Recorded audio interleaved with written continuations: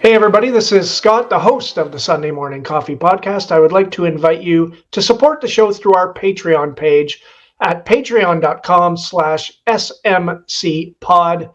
That's patreon.com/smcpod, where for only $4 per month, you can get early access to episodes and members only content.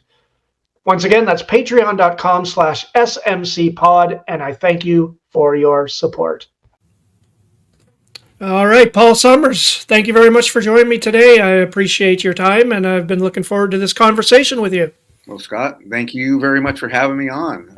This is my Virgin release podcast as a guest, so I'm Nice. excited. I've been listening to some of the work you've done, and I'm looking forward to this interview. And Excellent. I got my Sunday coffee ready to go. Little bug Perfect. my daughter got me there. Oh, there we go. Oh, beautiful. Yeah, that's nice. Excellent. Yeah, so we're going to start where I always start. I just like to ask the guests to talk a little bit about yourself, your where you were born, your path through life that led you to where we are today. Just a little summary of that. All right. Well, that sounds good. Start off with being born and raised in Las Vegas, Nevada. Strange place to be raised, I'll tell you that. It's not as weird today, I guess, as it was back then. It was a very redneck place, believe it or not. Very much owned by the gaming industry. So if you were a kid, you weren't supposed to be seen nor heard. And that started changing in the late 70s, and then by the 80s, when tons of people started moving there, culture started to prop up that didn't get squashed. And I feel pretty proud to say I was part of that movement, being in bands, punk rock bands, and so eventually. Probably because of music, but probably not. I don't know. It's hard to say. Music saved my life, but at the same time, it opened a lot of doors of excess.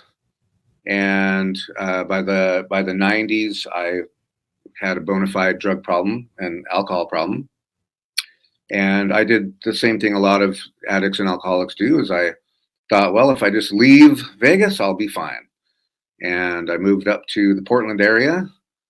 In the mid 90s, and I think it was within 3 weeks I found the dealer, and so my drug use continued on for another 8 years. I was a touring musician. I always basically tossed out career type jobs because I always wanted to make it as a musician.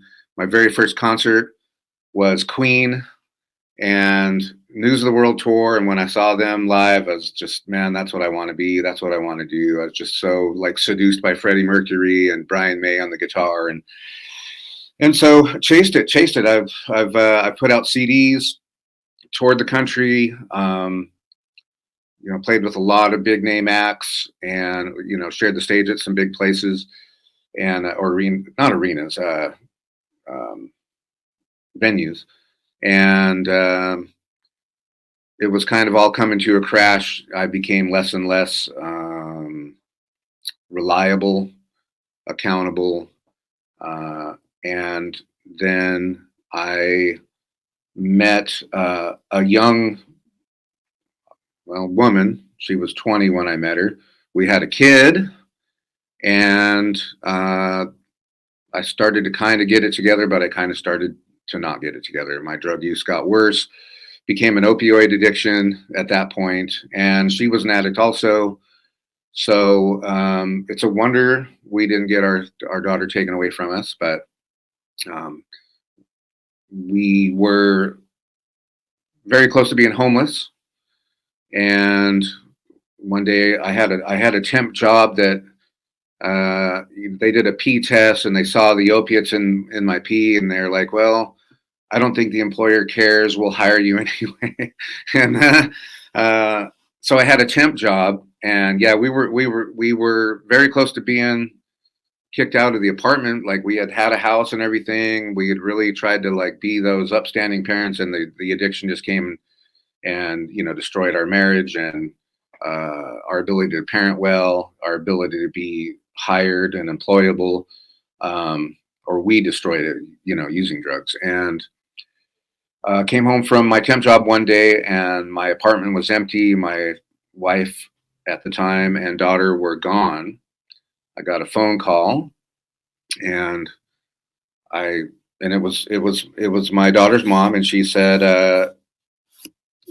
I don't think I even allowed her to talk. I just started screaming at her because she had taken the last of our drugs also, and she just said, "You don't ever talk to me like that. You'll never see your fucking daughter ever again." And I was close with my daughter. I'm one of those dads, you know, does the diaper change and did everything. I did everything. You know, I was the nurturer. I don't know if being an artist, you know, has something to do with being in touch with the feminine side, perhaps. But yeah, I was really there, really had a bond with my daughter, and so that shook me. That shook me greatly, and I suspect part of why she did that, the mom, was because I kept saying that I was done. I was done. I was done with drugs, and I even became suicidal because I couldn't figure out how to quit. I had stopped drinking for actually 11 years, and so back in the 90s, I had quit drinking, but I was doing everything else. And opiates they're just so addictive. I couldn't find it within myself to stop. So I went back to drinking. And so, so at that point, you know, and just knowing like that one thing that I had held on to as strength was gone now, it just really, it took my self-esteem down low enough to, you know, I was saying probably on a daily basis, you know, God, please just take me out, just take me out. And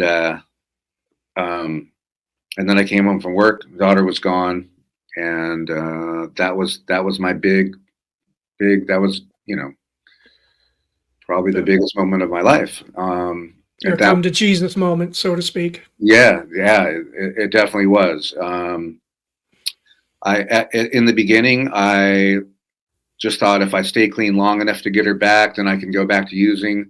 But one thing that happened when I was in that suicidal mode, you know, I'd reached out to, I had benefits at work, and you know, they had they had a hotline I could call, and they had tried to get me into an inpatient program, and I said I can't be away from my daughter for 30 days. That would just be too much.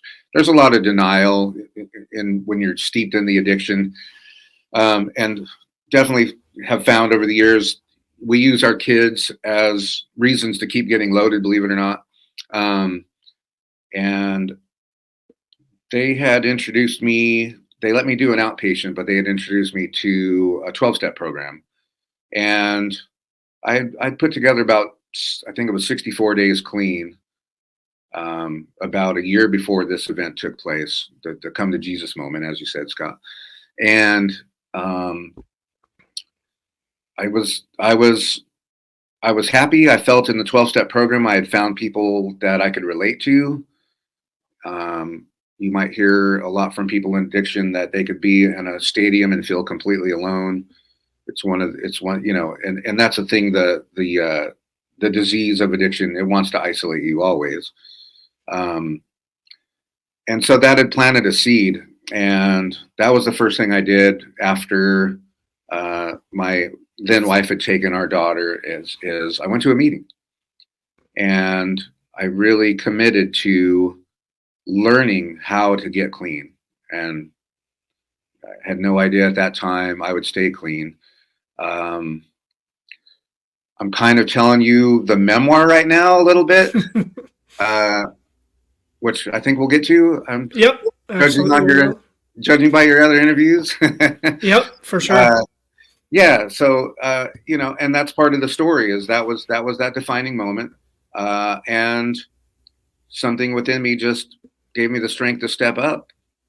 And it didn't take long for my daughter's mom to fall more apart, like spiral more into addiction. Um, and she had also served me with a restraining order to sort of solidify that I wouldn't get to see our daughter. And that got dismissed by a judge. And then her behavior, the mom, her behaviors, at that time, our daughter was just turning 4. So she was just a little girl at the time. And the judge dismissed the restraining order, so I had some parenting time, and then it just kept growing by default of her being dope sick or staying out late. Can you please watch Lola? And it just it turned into eventually me having our daughter most of the time, and I'm not sure what I should leave out, for the mystery of the book and keep it interesting, but that's basically, that's basically the start of the story. That's where it begins. And it has to do with that 1 year, my first year sobriety and getting clean, making it to that 1 year milestone, and a lot of tragic events that happened within that year, mostly to our daughter. Mm. And we're going to loop all the way back around to that because you've given me a lot of questions to ask, which is great. So I want to go back to a little bit, like obviously before your daughter and so on. I want to get back to your interest in music, and like you said, Queen. That's a pretty damn good introduction to live music. You picked a pretty good one. So. Before that, where did your interest in music begin? Where did your interest in punk rock begin? When did you personally start playing, and so on? Oh, great. Well, the interest in music came from my dad for sure. He was in a doo-wop band in the Air Force with 4 black guys. I actually have the picture. That's just, this wasn't set up, but there's my dad with his doo-wop band. That's great. One of those guys, I can't tell you which one, but one of them's Michael Jackson's uncle, believe it or not. Wow. So, which is pretty cool. Yeah, so he loved music. He loved it. It was a passion of his. He had 3 kids, and just stepped up and was always a dad. He never pursued, music's such a 1 in a million chance of like even making a living at it. It might be 5 in a million chance of making a living, 1 in a million of making it big. Mm-hmm. But it's a really hard art form to be successful, and he saw that. And him and my mom are both very practical, but his love and passion of music always came out.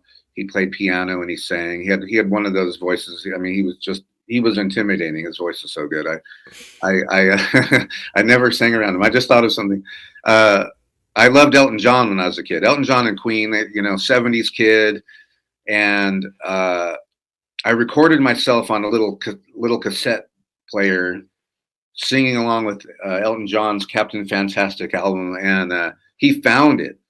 And he was listening to it one day. I came in from outside. I mean, I was probably 13 or something like that, maybe. And I was so embarrassed. Like, that's how intimidating he was. Just like how could you violate me like this and, be listening to my voice? But anyway, that's where it came from. It came from my dad. My mom and dad bought me my first acoustic guitar, I think when I was 14 or so, and then an electric one when I was 15. And that electric guitar, side note, just got inducted, I guess you would say, into the Las Vegas Punk Rock Museum. So, and that's like a very proud moment for me. That was absolutely, it would be. It's iconic to me. I don't know. It's iconic to me. No, that doesn't sound right, does it? It's amazing to me that the Punk Rock Museum, and I just went there about a month ago to bring it to them, and they have dedicated a section to the Las Vegas punk scene, which, I mean, that's so grateful for that. that they reached out to the local community, because we had a thriving punk scene. We had all the big bands came through. Our punk scene was such a loyal group. We would have, when the clubs wouldn't let us play anymore, we would have gigs out in the desert with a generator. And I don't know of any other scene that went that far, but 15, 20 miles out of town, 300 kids would show up to, slam dance in the desert to punk bands, and horribly dusty situation, gear covered in dirt. And, but that's what we did to keep the scene alive. And that's pretty punk rock. That's right. Yeah, it's very punk rock. It's kind of funny. New York Times just did a story on the Punk Rock Museum, and they had a comment on there that said, we can't understand why they would put it in Las Vegas when there was never a relevant punk scene there. And it's like, wow, but it was relevant to us. And just to have my guitar there, it's validation, it's validation. You save these artifacts for years and years. Like, well, I wonder if they'll mean something to my kid or my grandkids, and then they opened up this museum, and yeah, it's really cool. I would highly suggest visiting it. Anybody listening, it's a really good collection of pretty much international punk from the 70s through today. So.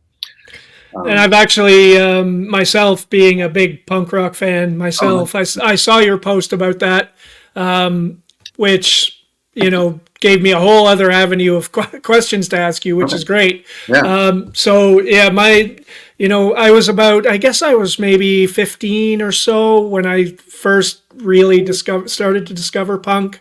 I think my first punk album was "Give Me Convenience or Give Me Death" from the Dead Kennedys, which is, and then I went to Germany to visit my brother, who was stationed there in the military in the Canadian Air Force, and they had a library on the base. And because he was obviously military, and they had records you could borrow, so I borrowed 3 punk rock albums, Sex Pistols. Okay. In my mind, still and this is just my opinion, the greatest punk rock album of all time. Yeah. The Exploited and SNFU, a great Canadian punk rock band. Sure. And that just ignited, everything. It just led to Ramones and Misfits and you name it. So seeing that you were are you still a musician, a punk rock musician, or is that sort of in the past? It's sort of in the past, but so I went down to Las Vegas a couple weeks ago for a punk rock reunion show. I had 2 local Las Vegas punk bands. One was called AWOL Vegas, and the other one was called Triple Ripple. And AWOL, we were just called AWOL, but there's so many AWOLs. I've put music on all the music platforms from AWOL, but I call it AWOL Vegas so it stands out. Okay. But yeah, we opened for the Exploited. We opened for Black Flag. I mean, nice. We did some great, huge shows, 600 people, kind of thing. That was big in Vegas for the 80s, and trying to remember the other part of the question.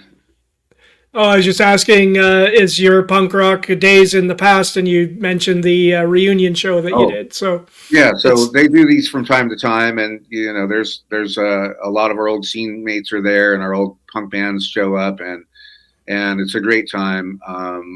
But I do still play music. I have ventured into different avenues and basically keeping myself alive by being creative. So I do more like singer-songwriter stuff, and which you can find on all the major music platforms. But I also do I have a what do you call that? A different. Trying to remember. I have a pseudonym of Pablo Veranos, which is my name in Spanish. Okay. And it's instrumental, ambient, acoustic, lo-fi beats stuff, because that's the music that soothes me. Hmm. Um, and it also it branches into addiction in that I've done a lot of studying about sound, and there's so much new research that's complete now that's come out about the healing qualities of different frequencies. And so I bet you didn't think we would go in this direction, but No, I did not, but that's cool. I love learning this stuff. yeah. So I learned. I got a certificate as a sound healer. Um, and what I'm doing is this music that's 528 hertz. They found is a soothing frequency for a lot of things, but it, there is a focus now that they're learning about drug addiction when people are going through withdrawals and they're filled with anxiety.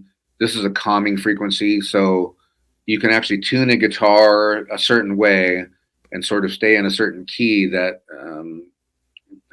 works with the uh, it works with the frequency.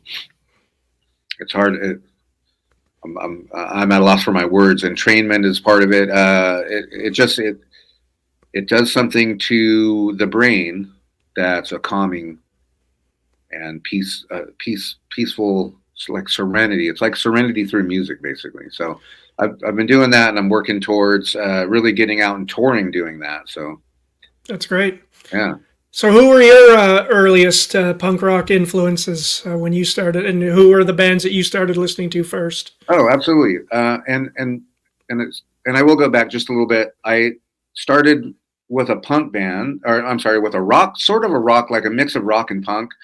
And we had a local like bar scene in Vegas when I was 19, 20, 21, just coming up as a player. And there were musicians there. One, I don't know if you've heard of Mark Slaughter. He had a band. His Mm-hmm. band was called Yeah, Slaughter. Slaughter. Yep. Yeah. I mean, he was a major metal guy. Yep. And, gifted, protege guitarist. And I wasn't even close to that level, and he was a local Las Vegas guy. And, um, you know, seeing these guys, I mean, they were playing bars in Vegas, and it's like, oh my gosh, man, I don't know if I'll ever be at that level, but I was practicing all the time. I really committed to being a really excellent guitar player, and I just didn't see that bars was going to be what I wanted to do. Um, and like I said, Vegas at that time was very redneck. So introducing like new music to Vegas was difficult. It was hard to get people to like different styles of music besides metal or disco. Even was even carried into Vegas was very behind at that time. It was very behind the times. It wasn't the entertainment capital. I think I read an interview with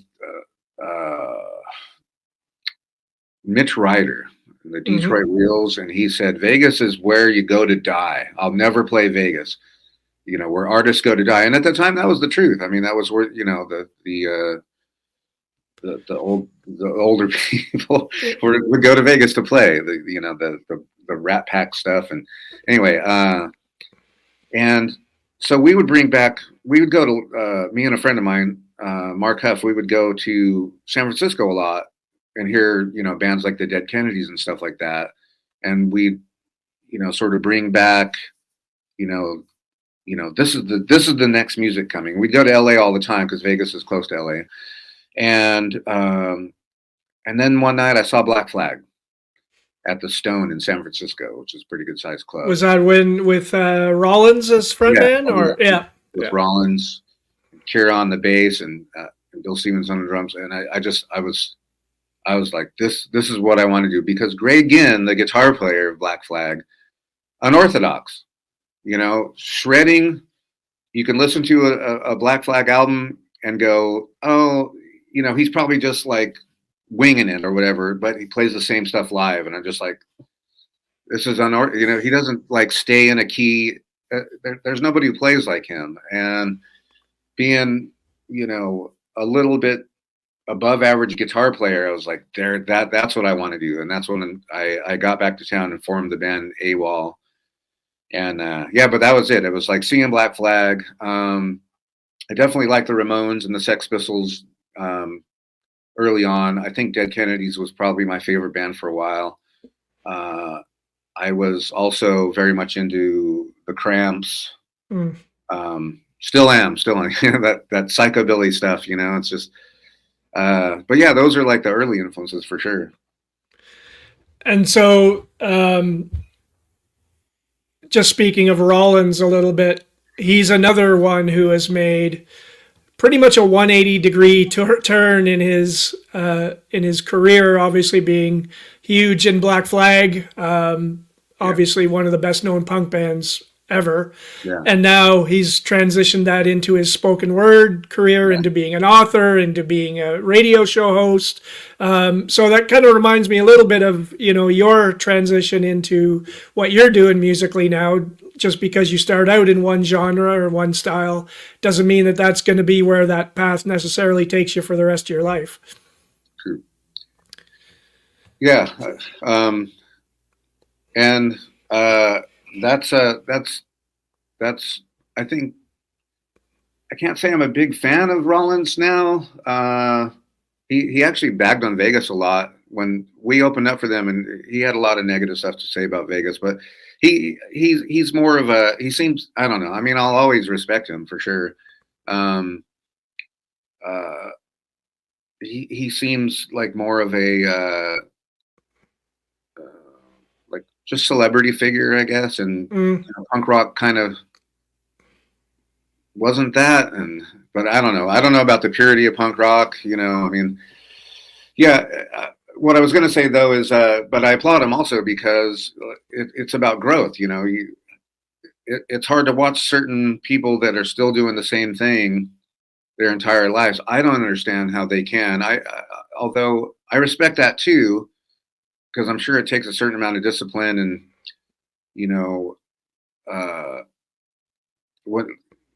just like any band that has been around 40 years, like, I don't know how they do it. I don't know how they do it. Like, I'm always seeking change. So, and I'm guessing maybe Rollins is kind of the same. It's like, he went as far as he could with the punk rock genre, and his spoken word stuff's amazing.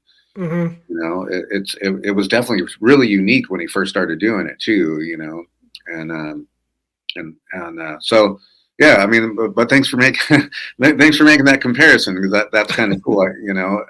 To me, I think it was just a necessity of spirit to, embrace different art forms. Songwriting is kind of poetry in a way anyway, and so it seemed kind of natural to transition into wanting to write a book. I think I've kind of always wanted to, and when I was in the middle of the story of the memoir I wrote, there was just no time. I didn't know how it was going to turn out. I was holding on by the seat of my pants. And it wasn't until years later so that I, really went, okay, how do I do this? If I want to do this, I want to do it well. I'm not just going to throw together something and be like, hey, done, check that box, so there was a lot of prep time and learning curves and reading a lot, a lot more than I. Go ahead. I'm sorry. Yeah, no, you mentioned, and pretty much every artist of any kind that I've spoken to says the same thing that you do, that, their main art is one thing, but they have interest in, if let's say they're a musician, they also have interest in writing or painting, or so. Do you believe that art is, if it's embedded in you, all different kinds of art are somewhere embedded in you, or at least multiple different types of art are embedded in you? Because I don't often come across someone that is just, okay, I'm a painter and that's all I care about, that's all I do. It seems like there's always different branches to that artistic tree. No, that's never thought of that. embedded is a good word. I mean, I agree with. I think creativity is it's in people's blood, and there's definitely a certain um, there's definitely a certain I don't know if endorphin release is the right term, but there's a there's a pleasure in creating something. Mm-hmm. Um, I mean, I was going to say it, but it's not pleasurable to the ego. It's more to the spirit. Mm-hmm. You know? So Exactly. yeah, so um, you know, so in other words, I love this question. In other words, Good. I don't like, hey, great job on that little drawing you did today. It's not like that. It's kind of like when you're in the creation mode of probably any art form. Um, there's a sort of connection with something bigger, something Mm-hmm. outside of yourself. In fact, you maybe even lose yourself. Um, yeah, yeah. I mean, it's a process. Like, I mean, there's the work side of it. Like say, I'm writing a song and I got to get words to rhyme, or oh, this will be a good chorus, or this will be a good bridge. Like, there's the work side of it, but there's always, it seems like, especially for music and songs, you know, using that format, that other people like. There's always um, something that seems to come from outside myself, and Yes. and uh, and I've especially noticed it with this new stuff that I'm doing as Pablo Veranos. It I have days where I'm like, where I don't even know where that came from, you know, and I mean, I definitely, and I hear myself say that, and it's like, I really know, like, first of all, it's in my blood, and it's not just going to go anywhere. And second of all, uh, like, what a Mm-hmm. blessing to have that gift. There were years I thought of it as a curse, and there were also years, especially when I had sole custody of my daughter, um, where I vowed not to touch music again. I wanted to be that focused, and I really saw it as, it wasn't a gift; it was a curse. It was a curse. It brought me to all these dark places. The music and the creativity, and the accolades, and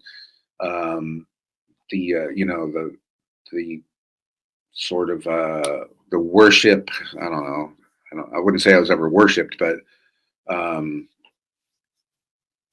infatuation that some Mm-hmm. people have when they don't even know you.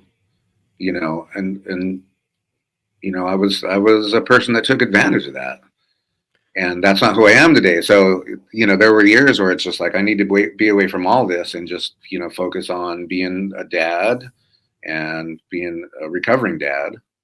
Um, and now it's like, it really, I know for sure now. I mean, it really is in my blood, and yeah, I feel, I have a lot of gratitude that it's still coming out of me. I didn't think it would be like this late in life, Mm-hmm.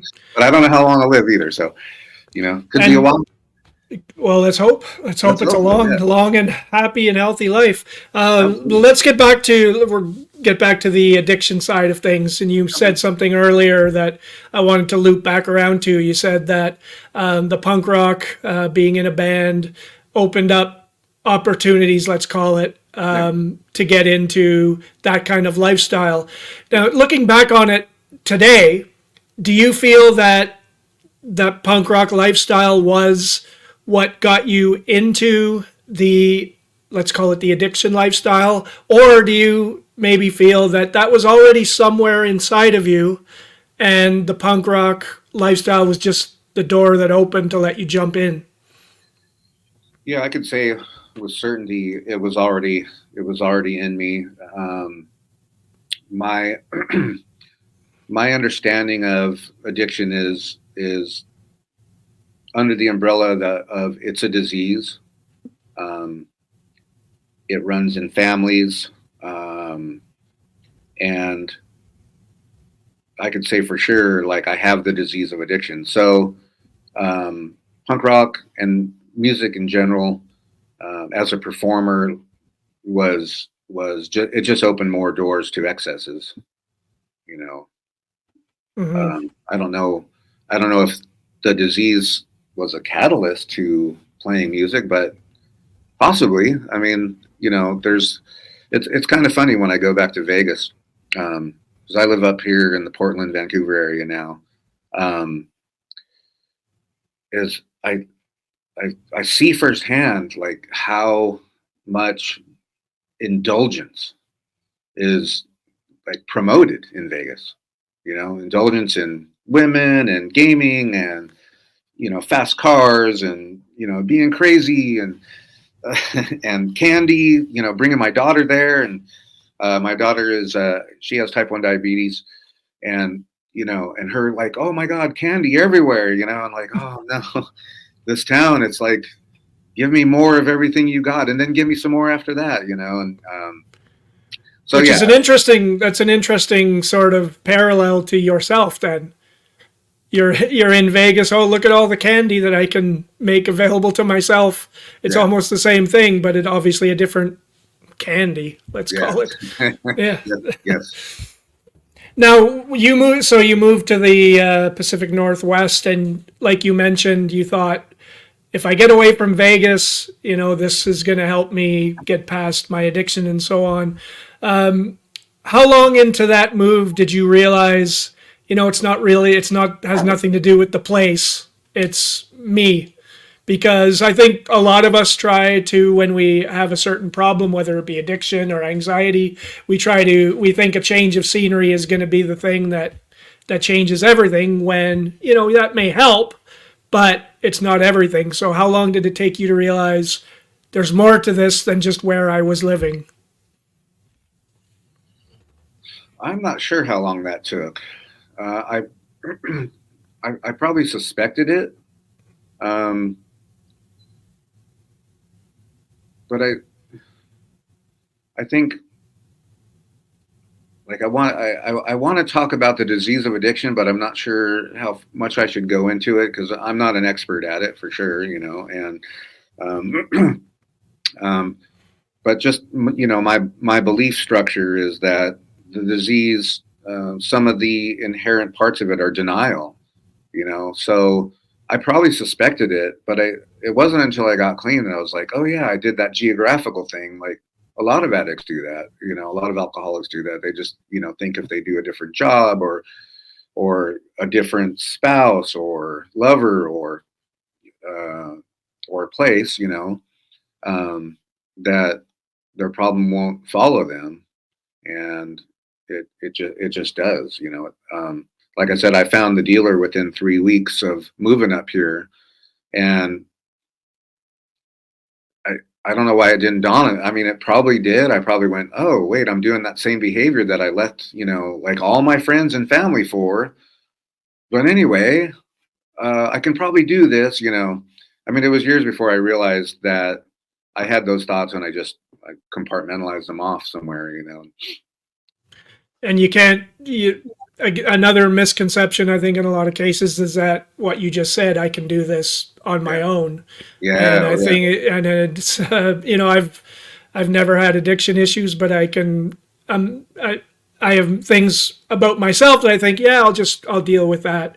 And then you realize that no, you need help.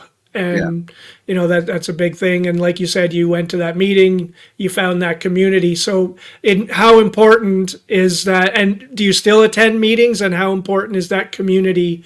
And how important was that community to you?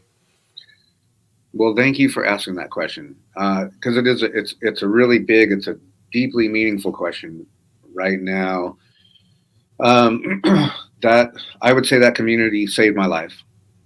Um, I mean, without reservation, I would say I couldn't have done it without the program and the people in the program, and that connection, and that being held accountable, people not co-signing my bullshit, And the only reason people weren't co-signing was because they were also addicts and they had also experienced the lies, the deceptions, and the growth.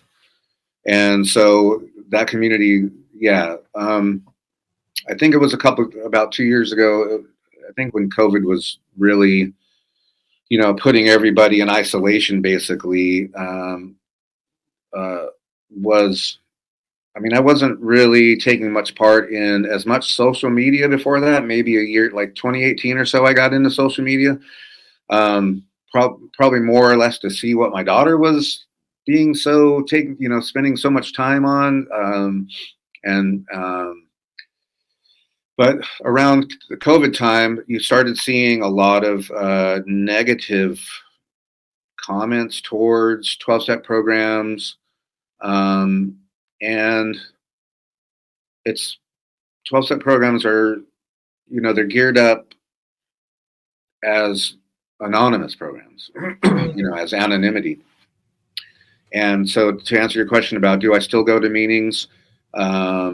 I do occasionally attend speaker meetings, but to write the book and to get it out there, I've decided to distance myself from the program for the time being. And the reason for that it's is because if I were to have any, and the reason they also, I believe the reason the forebearers of the program, the original idea for anonymity was because if somebody stumbles in the program, outsiders might think it doesn't work. Mm. If I, release this memoir and become very successful and I relapse, which happens to, people, especially under situations they're not familiar with, and one of those is success. Like sometimes we tend to stay where we're familiar, and so undermine our own success. I have to work every day at not doing that.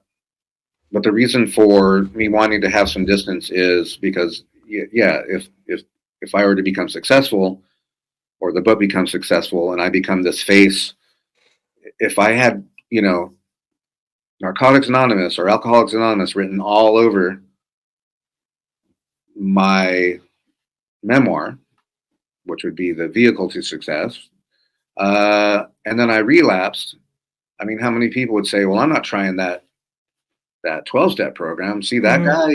He fell apart," or So it's more out of respect for the program that I'm distancing myself, because and I'll tell you here. I mean, it saved my life.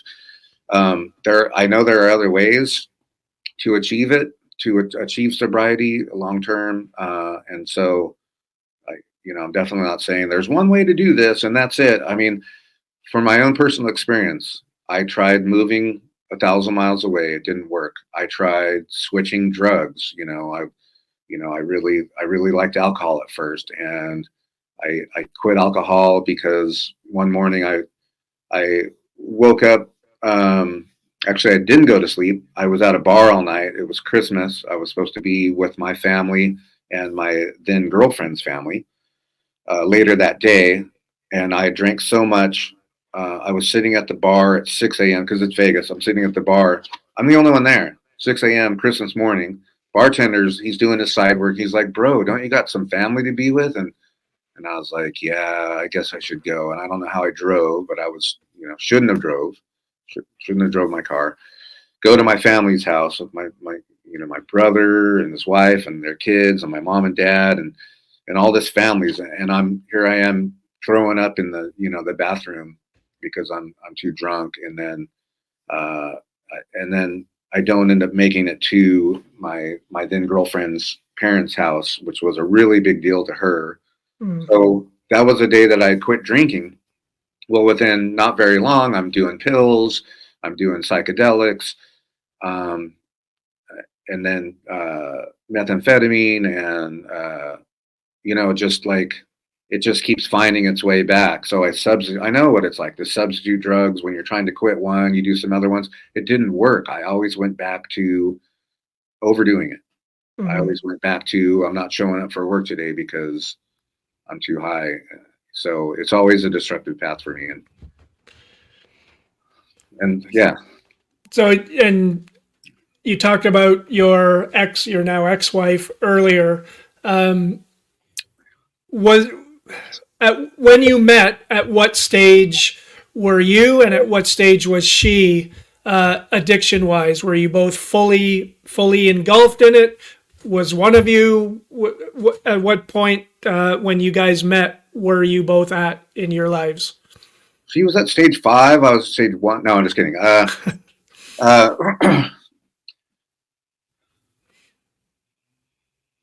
well, she was, see, it's hard to put, I don't know, stage wise, if I could, drug use and the disease of addiction is such that, you might have some good patches and bad patches.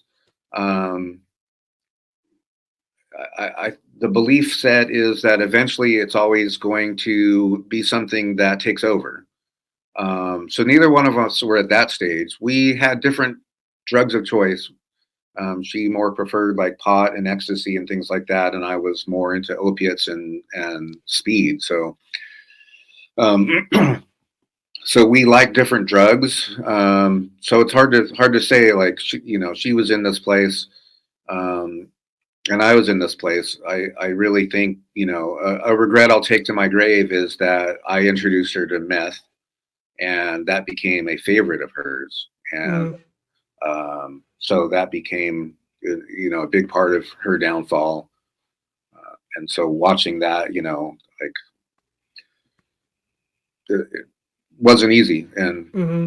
like I said, I'll take that to my grave, and that the regret of that, like turning her on to that. She probably would have found it otherwise. I could come up with tons of excuses. I just know the person that turned me on to meth said the same thing to me. She said, "Oh my gosh, when I saw how much you liked it, I'll take it to my grave Hmm. that I turned you onto it." And I was like, "Oh, I would have found it anyway, but And so, all these years later, yeah." what is your thought process toward your daughter's mother? Is there forgiveness there?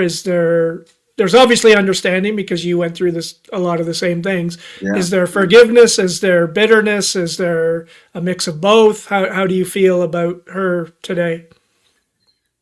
Man, that's personal. Okay. Well, You don't have to go there if you don't want to. that's true. I would like to. I would like to. Okay. Because, well, so you're right. I mean, as an addict, I identify with her. She's an addict as well. You know, honestly, her like leaving and I use the term kidnapped our daughter. Some people disagree with that.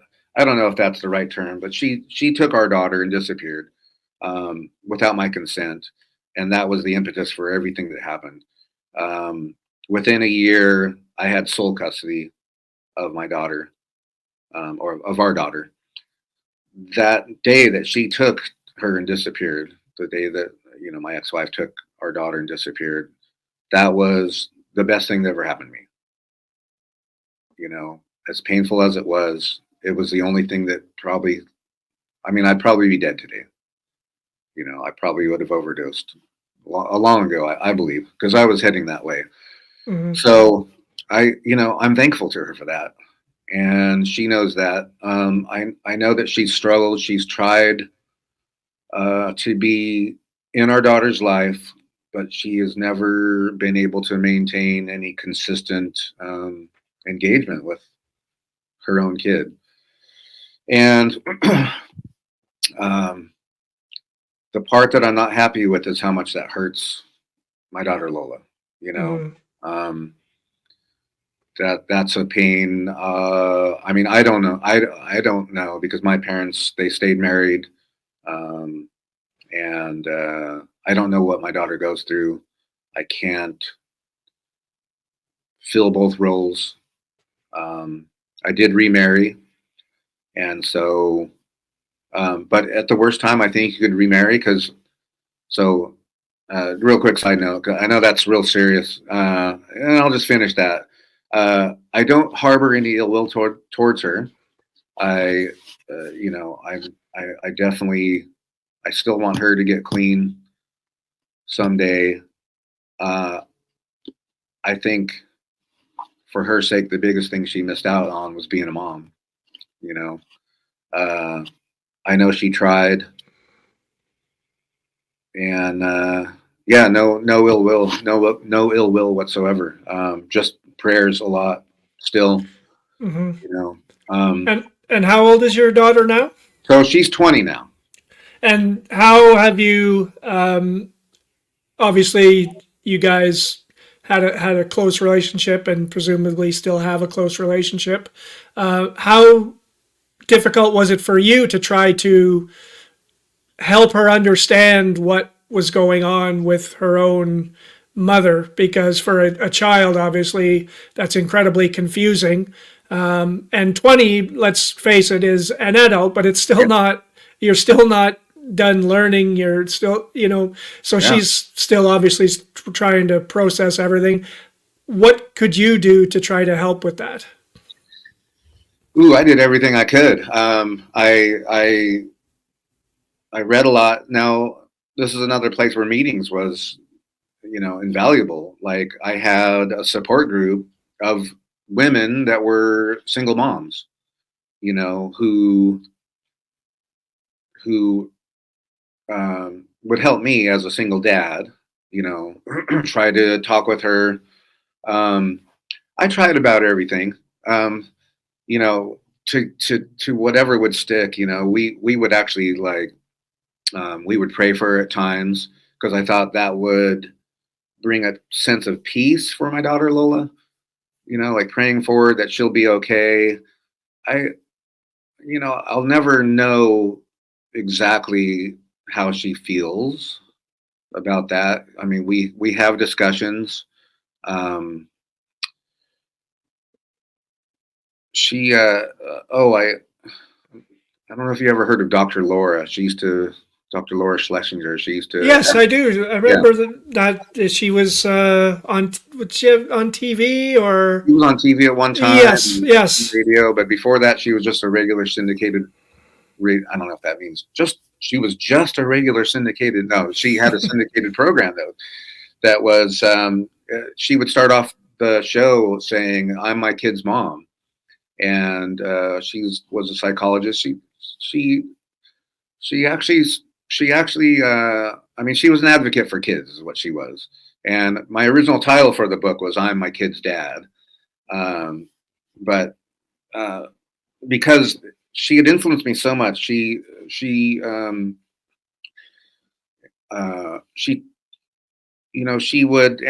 field questions from callers, and I actually called the show one time and mentioned to her, I'm going through a divorce. My kid's mom's still using. I've gotten clean. What do I? How do I address this with my daughter? And she had some great advice. That's a chapter in the book. That's just that conversation Hmm. with Dr. Laura. So uh, yeah, I mean, I reached out to her. We did therapy. Um, there are definitely scars and pain there. Yeah, I mean, what does a parent do? I mean, it's you do everything you can, um, and it's still not enough. So Yeah, I and don't. meanwhile, you're still trying to make sure that you yourself stay, on the right path, Yeah, while true. also trying to help your daughter out. So, at what point in when did you decide that you were going to write this book? And what was that? I'm always very interested in the process of create of any kind of creative pursuit. When did you decide to write the book, and what was the process for that like? Because on another podcast I spoke to a gentleman from Scotland that was sexually abused as a young boy, Yeah, and I asked him about, and he said he basically had to write a little bit, put it aside because it was just too much, and then he'd keep coming back to it. So, how was it for you in writing the book and reliving basically your whole life in that way? Oh, there's a couple questions there. So I got clean when just before my daughter turned 4. So I've been clean almost 16 and a half years now, clean and sober. Um, it was about 4 years ago, um, when my daughter was a teenager, uh, that I was finally in a space where, a teenager doesn't need their parent as much. I mean, we were really close. A very strong bond, a very close bond. Did everything together. Now I met my wife Jennifer, uh, who I'm so blessed to have. We met through our daughters. Our daughters both were at a diabetes camp, and they became best of friends, and they were totally alike. And um, so we met through our daughters, and we started a friendship based on two parents, single parents, trying to understand type 1 diabetes, and the daily focus that a parent must have, a caregiver must have, basically, for a kid diabetic. And then there's also, she has a son that's 2 years younger. So we blend this family right during the preteen years, which is like, I don't know, you know, Chaos. chaos, a lot of chaos. But also, it's like, it's the natural progression of parenthood. The teen years, you start separating, and then it's kind of like, what am I doing? What's my value? Can I help others? Giving back, especially, the recovery community. There's a saying, you can't keep what you have unless you give it away. And that's, well, what am I going to do with this knowledge that I have of, surviving being a sole custody dad? That's kind of rare, becoming less rare, thank goodness. But there's a lot of men who don't know if they can tackle that challenge, even if it's thrown in their lap. And then being a recovering addict is a whole different, subgroup, I guess. And so I start seeing, well, there's some unique stories to offer here. Start reading a bunch of recovery books, and it's like, well, that's not exactly me, and that's not exactly me, and that's not exactly me. There still must be a portion of society that I can directly help, if not a broader sense, that I can, help by writing this book. Another thing is my stepkids. Their dad is an addict also. So, and he was just like my daughter's mom, just kind of, would come in and out willy nilly, sort of, like randomly, and it's like, I can't hate him either. It's like he's me if I didn't get it together. So maybe I can help him, and or maybe I can help my stepkids understand him. So that was the original desire to write the book. Was there is a market, and I don't think in terms of markets or branding or anything like that, and uh, but I have to, I guess, to get this to as many people as possible. So I'm going to say right now, I'm probably not going to be real good at that side of it, but I'm learning, putting together a book launch team, all this, neat stuff that has to do with like the literary, uh, art form and industry, I guess. Um, so that was, this ramping up of like, oh, recovery books, how to write. So conferences and seminars, and because I'm not an author. That hasn't been my trade.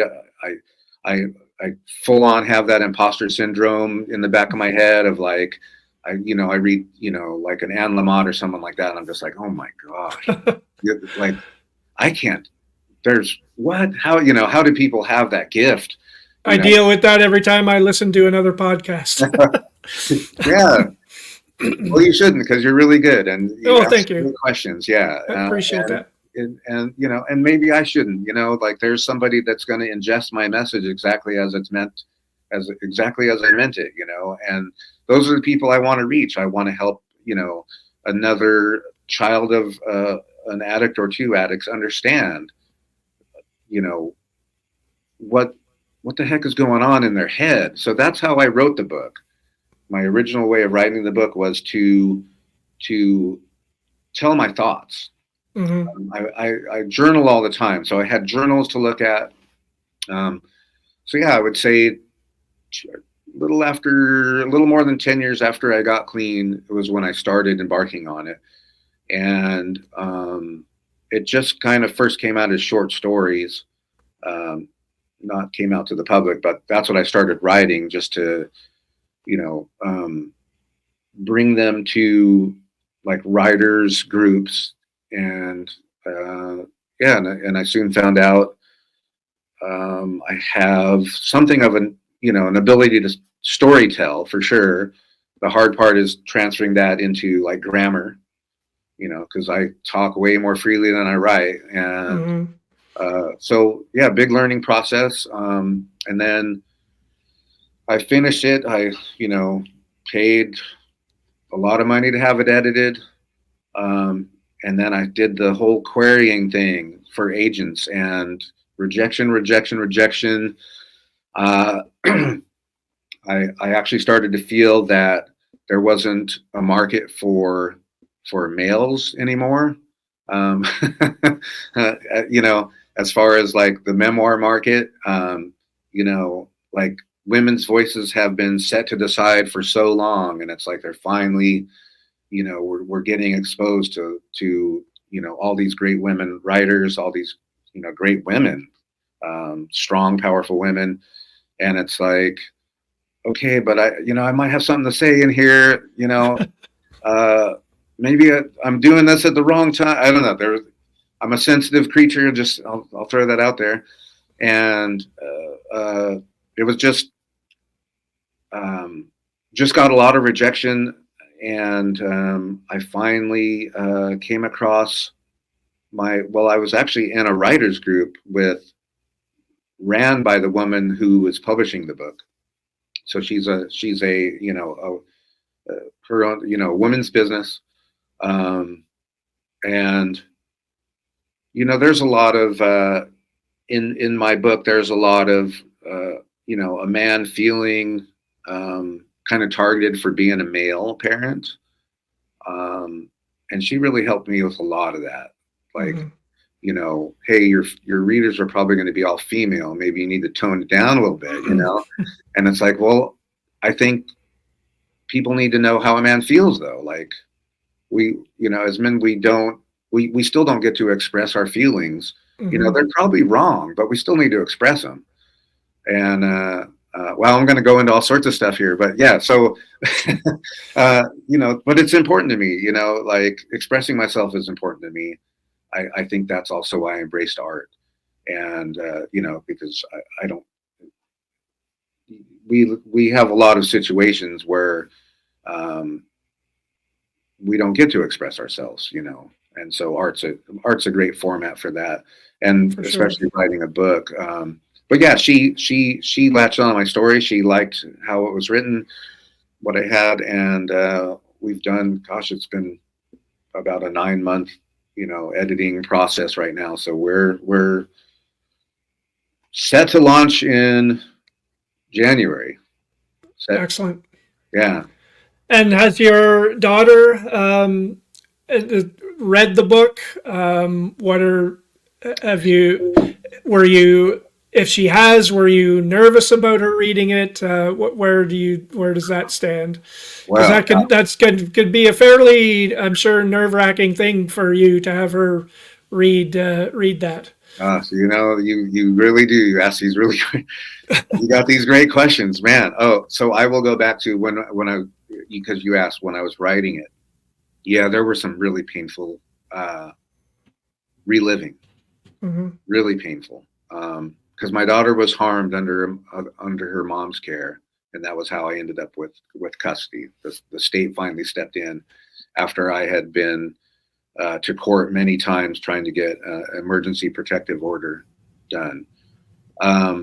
So reliving some of the things that happened to her uh, were extremely painful, and having those conversations with my daughter Lola, because this book's going to get out there, and this is about her childhood, a year of her childhood. Um, uh, I've read some excerpts to her, and it's emotional. I mean, it's Mm-hmm. emotional. I've asked her to read it. I've given her, you know, uh, my first draft, which had more in it than there is now. Uh, and yeah, she's, I think, reserved about it. I actually, same with my aunt. I'm very close with my aunt. I let her read it, and she said, "Wow, you really owe your daughter an apology." And she was referring back to when I was still using, because I was very graphic about the what led up to my quitting, and the necessity of which, and I was honest. I very very transparent in this memoir of the kind of person I was then, and I was surprised my aunt said that, though. I was like, wow. No, but I will. I mean, yes, of course. Making amends, part of the program. Mm-hmm. There's people uh, who still won't talk to me because of the monster I was when I was using, when I was in the active addiction. Um, and there's a thing in the program called a living amends, and what a living amends is you can sometimes try to reach out to people that you did wrong, you harmed them, or you harmed them and other people that love them, and it makes no sense to push and go, no, I need to apologize, because really, when we're in active addiction, when we're harming people as addicts, we apologize left and right. We always, Mm-hmm. oh, I'm so sorry, and then repeated the same behavior. So they don't want to hear it, and that's understandable. Mm-hmm. And uh, you know, uh, for my daughter Lola, and for some other people, the only thing I can do is a living amends, which means live today as the human I want to be, the human that I wasn't. Like I, I I may not ever be able to prove to, especially family members. I don't think I'll ever be able to prove to them that I've changed. You know, um, so I live differently than I was. There's no saying, sorry I did that. There's more like, I don't live like that today. You know, um, so that's what a living amends is. It's living each day. So there's an accountability there daily. To being a better person. Mm-hmm. So let's close this off by giving you the opportunity to tell people where they can find you, if you have a website, social media, anything like that you want to share. And we'll put that in the description for the episode. Oh, And that's awesome. yeah, we'll hopefully get people to check out your book. Oh, that's awesome, Scott. Well, let me start off by saying, happy Sunday coffee. And thank you so much. Really appreciate you having me on. You've asked some really great questions. and I really hope it steers people towards wanting to read the book. So I'll start there. The book is called Hide and Seek. And real quick, if I can, my daughter and I used to play this hide and seek game, and it's one of the painful moments that I had to recount.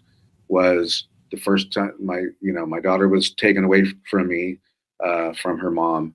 When I finally got to see her almost a month later, she was afraid. She was afraid to come up and hug me, and she played this game hide and seek with me, which was really odd. Um, it was crushing. Anyway, the book is titled Hide and Seek: A Dad's Journey from Soulless Addiction to Soul Custody. It will be coming out in late January. But I do have a website. It is paulsummersjr.com. So that's PAULSUMMERS, just like summertime. JR for junior instead of the word junior.com. I'm also on Instagram as Paul_Summers_Jr. So you can find me in those two places. And then as far as the music, you can just look up Paul Summers Jr. And I've uploaded 20-year catalog of different styles that I've been in. So so there's the places you can find me. That's great. Well, I'm going to check out that music because I'm a huge music fan myself. Yeah. So I'm also looking forward to checking out the book. And Paul, I thank you for your time today. It's been a great conversation. I've, learned a lot, and I'm looking forward to reading the book, and I wish you all the success in the world with it. Well, Scott, thank you so much. Thank you for your time. It really means a lot. It's been a pleasure. Thank you.